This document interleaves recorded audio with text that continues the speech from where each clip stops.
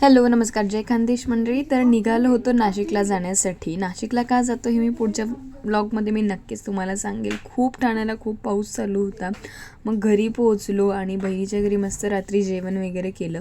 सर्वजण आलेली होती आणि ट्रिपचा प्लॅन केलेला होतो. ट्रिपला आम्ही कुठे जाणार आहोत पुढच्या 4 दिवसांसाठी हे मी तुम्हाला व्हिडिओमध्ये पुढे नक्कीच सांगेल.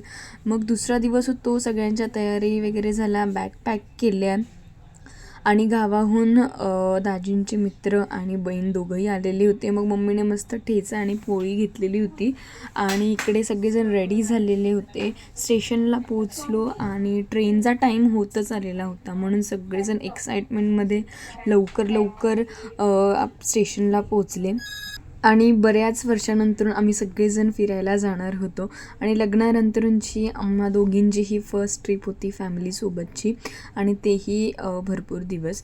तर ट्रेन आली, सगळेजण ट्रेनमध्ये बसलो आणि नंतरून जेवणाची वेळही आलेली होती.